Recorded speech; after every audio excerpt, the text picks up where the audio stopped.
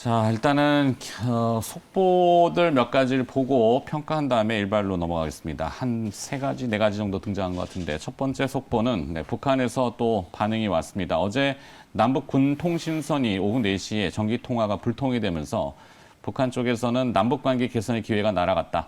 대가는 똑바로 알게 해줘야 된다라고 조금 강경 발언들이 흘러나오고 있습니다. 자, 미국 국무부에서 북한을 달래기 위한 또 내용을 곧바로 내놨는데 한미 연합훈련은 방어적인 성격일 뿐이다. 북한의 적대적인 의도는 없다라고 미국 국무부의 공식 담화로 이례적으로 내놓긴 했습니다만 저걸로 이 사태가 또 유하게 넘어갈지는 미지수인 것 같습니다. 자, 일단은 이 재료들이 등장하면 우리는 데이터 수치를 봐야 되기 때문에 역의 환율을 들여다봅니다. 역의 환율이 좀 올랐죠. 그래서 다시 1153원대. 그러니까 원화 약세입니다. 우리의 리스크를 감안하고 이 코로나 확진자 수도 고려가 될 거고, 물론 어제 글로벌 달러가 조금 올라간 부분도 없지 않아 있겠습니다만, 이 대북 관련된 재료를 파악할 때는 수치적으로는 환율밖에는 지금 현재는 당장은 들여다볼 수 있는 게 없기 때문에 저 부분을 보는데, 일단 원화 약세는 외환 시장에서는 대북 관련된 재료를 일발 후퇴하는 모습이 역력하다. 이렇게 결론 되겠습니다.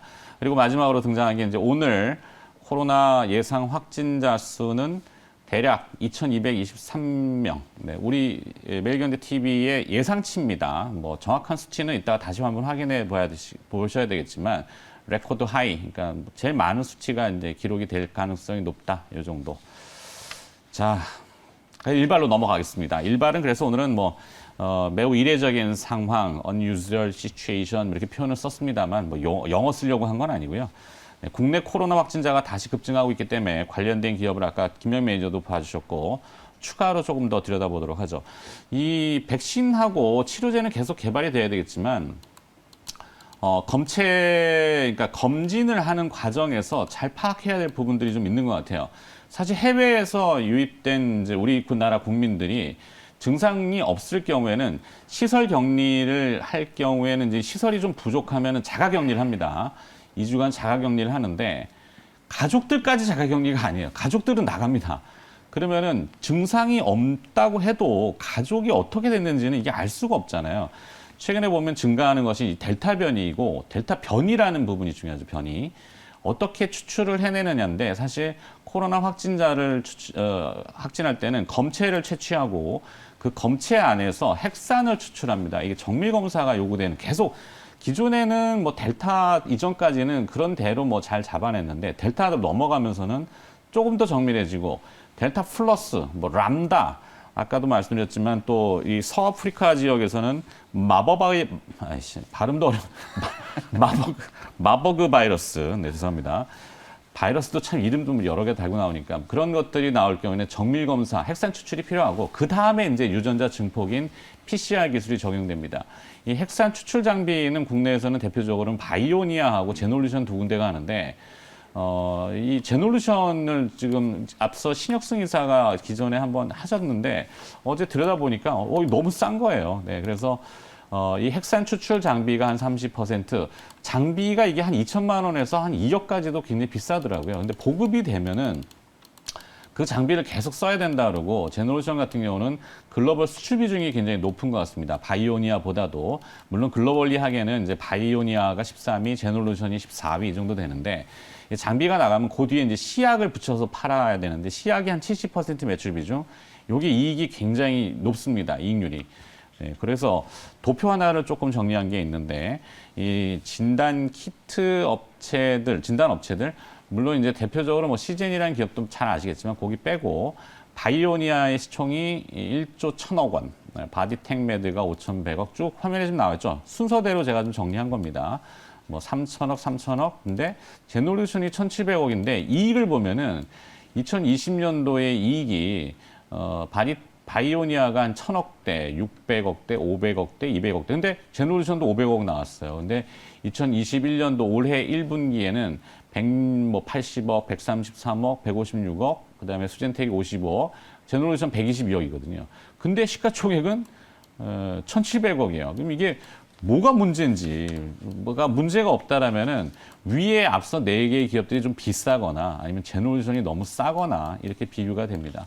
제너레이션을 특정해서 하는 건 아니고 중요한 거는 핵산 추출, 핵산 추출을 정밀하게 잘 해야 된다. 그래야지 우리가 검진할 때 오류, 방역에 있어서 오류를 범하지 않고 이렇게 좀 강조를 하기 위해서 한 번 더 얘기해드렸습니다. 기업은 그래서 찾다 보니까 제놀루션이 어제 저녁에 공부하다 보니까 싸네. 뭐가 이유가 있을까? 그런 정도입니다. 너무 거창하게 오늘 얘기를 많이 해가지고 대북 재료 때문에 참. 사실 이제 뭐 대북 재료는 앞서도 말씀하셨지만은 사실 어떻게 반영될지는 모르겠어요. 일단 지금 뭐 지켜봐야 되겠지만 좀 지켜봐야 될 것 같고 사실 뭐 지금 일단 미국이 최근에 조금 제재를 또 완화시키는 그런 분위기들이 나타났었는데 결국 이제 북한이 좀 약간 좀 지금 까칠하게 반응을 하면서 이걸 또 이제 북한 어떻게 쪽도 지금 코로나가 뭐 조용하죠. 거기는 워낙 이 이제 폐쇄돼 단속을 잘하기 때문에. 근데 중국이 지금 다시 늘고 있잖아요. 맞습니다. 중국도 거기에 또 중국은 탄저균 얘기까지 나오고 뭔 균이 이렇게 또 튀어나오는지.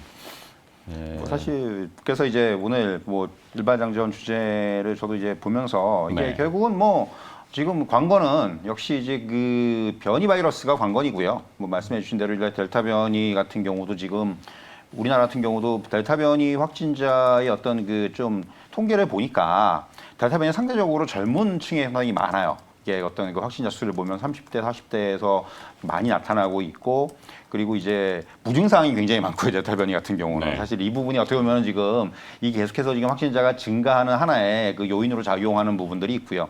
단순히 델타 변이뿐만이 아니라 앵커께서 잠깐 언급해 주셨지만 람다 변이 같은 경우가 이제 델타 변이 인도에서 이제 시작이 된 거고 람다 변이가 최근에 이제 페루에서 아직까지는 이제 WHO가 이제는 아직까지 와칭 단계인데 람다 변이가 무서운 거는 람다 변이는 치사율이 굉장히 높습니다. 람다 변이는 10%가 넘어요, 치사율이. 그래가지고 이제 이게 아직까지는 뭐 이제 소수 종이지만은 향후에 또 어떻게 될지 모르기 때문에 이런 것들이 중요하고 역시 이제 그래서 이 변이 바이러스의 그 향후에 이제 이런 진단 키트 관련주들을 볼 때는 변이 바이러스에 좀 이제 최적화되어 있는 그러한 어떤 그 핵산 추출 키트라든가 또는 희약이라든가 이런 부분이 굉장히 중요할 것 같아요. 그래서 앞에서 이제 앵커께서 뭐 바이오니아 말씀해 주셨고 제놀루션 말씀해 주셨는데 이런 종목들이 이제 지금 제놀루션 같은 경우도 이러한 뭐 변이 바이러스에 좀 이제 최적화되어 있는 이런 핵산 추출 키트를 개발했고요. 그래서 사실 이 부분이 향후에 이제 변이 바이러스가 우세종이 되는 단계에서는 사실 진단 키트 업체들이 이제 뭐 2분기 초반에만 해도 이제 어느 정도 정점이다 이랬는데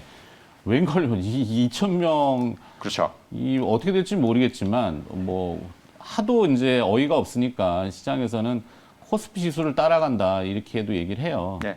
사실 이제 말씀해 주신 대로 그러니까 그 실적을 보면은 이제 사실 2분기 시작되기 전까지만 해도 작년 12월이 피크했다는 얘기를 많이 했었어요. 사실은 이 진단 키트 업체들의 실적이. 그래서 사실 조금 이제 2분기부터는 조금 이제 슬로우 다운하지 않겠는가 했는데 앵커께서 말씀하신 대로 이제 이런 다시 유행이 재개가 되면서 실적은 지금 2분기나 1분기나 차이가 없습니다. 오히려 지금 2분기가 더 이제 좋은 회사들도 나타나기 시작을 했고 그런 부분들이 결국은 지금 단순히 국내 수요뿐만이 아니라 이 많은 진단키트 업체 바이오니아도 그렇고 뭐 랩시노믹스라든가 이런 회사들 보면은 최근에 수출 물량이 상당히 많습니다. 이제 이런 부분들이 아무래도 이런 실적에는 긍정적으로 작용을 하고 있다고 말씀드릴 수가 있겠고요. 제놀루션 같은 경우는 앞서 이렇게 설명해 주셨지만 저도 좀 이제 이게 왜 이렇게 좀 상대적으로 시총이 좀 작나고 좀 생각을 해보니까 일단 상장된 지가 오래 안 됐죠. 이게 작년 7월에 코넥스에서 넘어왔습니다. 코넥스에서 넘어왔다는 부분이 여러분들 아마 코넥스에서 넘어온 회사들을 주가를 보시면은 코넥스에서 그러니까 좀 약간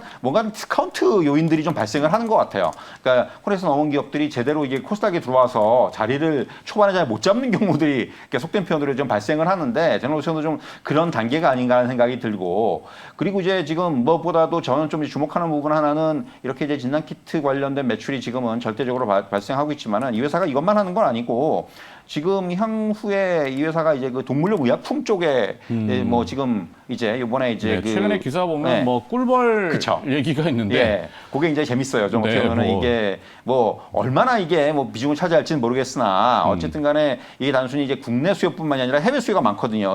만약에 이게 개발이 되면은 이게 동물용 의약품 같은 경우는 이제 꿀벌 관련해서 이 전염병. 언젠가 다큐멘터리에 이제 꿀벌이 사라지면은 지구가 멈춘다 그렇죠. 뭐 이런 얘기도. 그러니까 사실 이게 굉장히 이게 이 꿀벌의 흑사병이라고 불리는 병인데 2009년 같은 경우는 이것 때문에 우리나라 완전히 양봉이 망가졌죠. 75%가 죽었습니다. 전체 그 양봉에. 그래서 이게 상당히 뭐 얼마나 이게 비중이 클지는 모르겠으나 이런 부분도 하나의 어떤 주가에는 조금 긍정적으로 작용할 수 있는 모멘텀이라고 할 수가 있고 앞에서 말씀드린 대로 이제 제일 중요한 부분은 변이 바이러스와 관련돼 있는 어떤 이러한 그 치약이라든가 또 이제 키트라든가 최적화된 키트라든가 이런 부분이 지금 어떤 개발이라든가 이런 단계에 있기 때문에 이런 부분들이 앞으로는 상당히 어떤 매출의 증대에는 좀 긍정적으로 좀 기여할 수 있지 않겠는가 이렇게 말씀드릴 수 있을 것 같습니다. 그러게요. 사실 오늘 원래 뭐 IT 어제 뭐 삼성전자도 그렇고 이슈들이 오늘 또 그 모바일 언팩이죠. 롤러블 아니라 폴더블 폰. 네. 근데 그게 뭐 다 쑥 들어가 버리고 이제 주류적인 그런 이벤트 이슈들, 뭐 대북이라든지 아니면 바이러스라든지 또 등장해가지고 참 지겹네요. 지겨워. 이제 뭐라고 표현해야 됩니까? 그게 핵심인 것 같아요. 좀 지겨운 거. 이게 이제 어쨌든 진단 키트 얘기가 이제 작년부터 좀 워낙 좀 많이 나왔고 지금 뭐 대체로 여러분들이 알고 계시는 진단 키트 기업들의 실적이 대단히 좋거든요. 작년이 피크가 아니라 지금 올해 내년까지도 지금 계속해서 실적은 더 좋아질 가능성이 높다. 미국도 확진자가 급증하고 있죠. 뭐 전 세계적으로 지금 델타 변이 때문에 확진자 숫자가 다시 지금 폭증하고 있는 상황이기 때문에 진단 키트에 대한 수요는 분명히 좀 늘어날 건 확실하다. 그리고 제놀루션 같은 경우에는 사실 어찌 보면 이제 그런 거죠. 다른 기업들보다 조금 더 발빠르게 지금 이제 변이 바이러스에 이제 대응할 수 있는 진단 키트들을 좀 개발을 좀 먼저 했다라는 거. 그게 이제 약간 저는 프리미엄 요소라고 보고요. 어쨌든 주가가 움직이는 걸 보면 요것도 역시 마찬가지로 어제 우리 하나기술 얘기하면서도 그런 얘기 했지만 무증을 하고 나서 약간 좀 무거워진 것도 좀 없지 않아 있는 것 같기도 하고.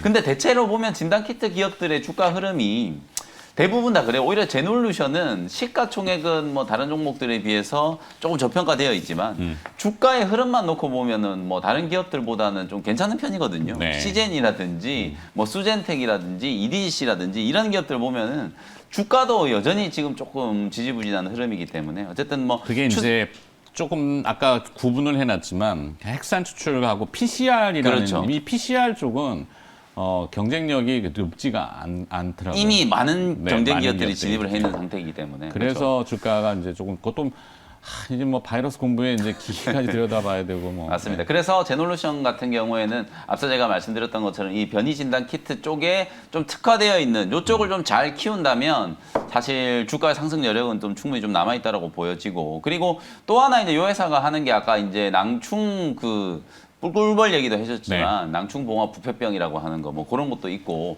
요 회사가 이제 NGS 우리가 요 이제 차세대 이제 유전자 시퀀싱 요것도 이제 말씀을 좀 드렸었는데 요 회사가 이제 NGS 관련된 기업하고 또 합작을 해가지고 요쪽으로도 지금 진출을 좀 준비하고 있는 게 있으니까 뭐 다방면으로 어쨌든 뭐 체외 진단, 유전자 진단, 그 다음에 코로나19 진단 요쪽에서 뭔가 이제 좀 사업 영역을 확장을 하려고 준비도 좀 잘 하고 있는 그런 기업이다라고 평가를 할 수 있을 것 같고 그래서 조금 더 이제 확장을 해보면 어쨌든 뭐 진단 키트 기업들이야 여러분들이 이제 뭐 최근에 상장된 SD 바이오센스 그 다음에 시젠 뭐 이런 기업들까지 해가지고 다 뭐 어느 정도는 알고 계실 텐데 한 종목만 더 조금 확장을 해가지고 말씀을 좀 드려보면 아이센스라는 기업 있잖아요. 아이센스, 요 회사는 뭐 코로나19 진단 키트 기업은 아닌데 혈당 측정기 요즘에 아무래도 그 의료기기 관련된 기업들, 뭐 피부 미용과 관련된 종목이라든지 임플란트 관련된 기업이라든지 이런 기업들이 워낙 주가가 지금 잘 나가고 있기 때문에 체외 진단 기업들도 이 마크로젠이라든지 아이센스 같은 이런 기업들이 조금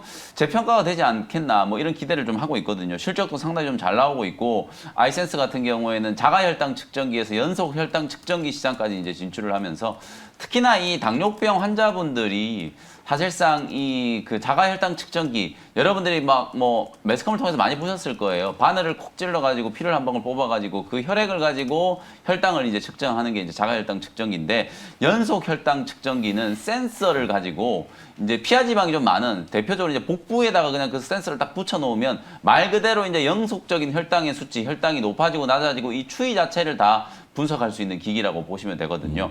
이 당뇨병 환자분들이 사망하는 가장 이제 빈번한 사례가 갑자기 내가 분명히 오늘 아침에 자가 혈당 측정기를 가지고 혈당 측정했을 때 정상이었는데 갑자기 이게 저혈당 쇼크가 와가지고 사망하는 경우들이 워낙 많거든요. 그래서 그런 부분들을 이제 방지하기 위해서 연속혈당 측정기를 이제 개발을 했고 그 시장의 규모가 한 7조 원 정도 규모로 성장을 하고 있는 그런 단계이기 때문에 사실 뭐 아이센스 같은 경우에는 체외 진단 기업들 중에서 약간은 좀 프리미엄을 좀 받을 수 있는 기업이 아닌가. 바이오니아라는 기업이 오늘 이제 제놀루션하고 비교를 해주셨지만 바이오니아 주가가 지금 시총 1조 넘어가는 이유가 그렇죠. 사실은 이 그 진단 키트 쪽 말고도 코로나19 치료제라는 약간 프리미엄을 지금 받으면서 주가가 급등한 그렇더라고요. 거거든요. 네. 아이센스도 역시 마찬가지로 이제 이 연속혈당 측정기 시장으로 진입을 하고 있다라는 거, 그 부분에 조금 프리미엄을 준다면 뭐 주가가 조금 더 상승할 수 있는 여지가 있지 않나 이렇게 네. 이제 한 종목 정도 추가를 좀 해드리겠습니다. 그렇죠. 이동훈 팀장님, 네. 뭐 SK 바이오사이언스 얘기를 안 해볼 수가 없는데 뭐 이따가 또 있긴 합니다만 어떨 것 같습니까? 사실 이제 SK 바이오사이언스가 어제 워낙 그 강했죠. 좀, 네, 시세 쏠림이 좀 나타나다 보니까 네, 여러분들이 어마어마했어요. 당황하신 분들이 너무 많았어요, 사실. 근데 이제 삼성전자를 기대하셨던 분들은 그렇죠. 네, 사실 이제 의외로. 어떻게 보면 이게 지금 뭐 지금 상황이 어떻게 보면 또 주가를 만들었다고 저는 말씀드릴 수가 있을 것 같고 무엇보다도 지금 뭐 국내 같은 경우 백신이 지금 수급이 약간 좀 꼬여 있는 상황에서 이제 국산 백신에 대한 이런 기대감이 커져 있고 뭐 SK바이오사이언스 같은 경우는 아시겠지만은 뭐 워낙 그 지금 효과가 좋다 뭐 이런 얘기들 나오면서 어제 주가를 밀어 올렸는데 이제 뭐 SK바이오사이언스도 그렇지만은 뭐 더불어서 이제 같이 지금 국내에서 아시겠지만은 이제 그 임상을 실시하고 있는 회사들이 또 있지 않습니까? 우리가 잘 아는 뭐 유바이오로직스라든가 제넥신이라든가 이런 종목들이 역시 물론 이제 좀 차이가 있어요. 어떤 기간의 차이는 있겠지만은 결국 이런 회사들도 지금 임상 뭐 이상에 들어가 있는 회사들이 있고 하기 때문에 결국 이제 순차적으로 결국 우리나라도 좀 복수의 회사들이 결국 그 이 코로나19 백신에 대해서 이제 뭐 임상을 끝내고 뭔가 이제 승인을 받고 이런 과정들이 나타날 것으로 보이거든요. 그래서 저는 이제 SK바이오사이언스가 어제 좀 이제 쏠림 현상이 나타났는데 물론 이제 그게 가장 앞서 있기 때문에 SK케미칼도 또 그렇죠. SK케미칼 같은 게 올랐고 이제 단기적으로 이제 그 계속 앞서 있기 때문에 받는 프리미엄이라고 생각을 하고요. 이제 역시 이제 그 국산 지금 백신을 개발하고 있는 회사들 같은 경우도 저는 여전히 좀 관심권 안에 둬야 된다. 뭐 유바이오로직스라든가 어제 6% 정도 올랐는데 또 뭐 제넥신이라든가 뭐 이런 회사들도 여전히 좀 관심권 안에 둘 필요가 있다. 이런 말씀 드릴 수 있을 것 같습니다. 네, 또 뭐 기사 정보들이 많이 쏟아지겠네요. 네, 뭐 어쩌겠어요. 뭐 시장이 그런 걸. 속도전에 어쨌든 SK 바이오사이언스가 지금 가장 앞서 있고 네. 그림을 정말 좀 잘 만들어 놓은 것 같아요. 사실 이제 CPI에서 2천억 원 자금 지원도 이제 받은 상태였고 이제 식약처에 이제 삼상 승인을 해놨는데 이걸 또 어저께 뭐 우스갯소리로 청와대가 상한가를 만들었다 뭐 이런 얘기 나올 정도로 문재인 대통령이 뭐 전폭적인 지원을 하겠다.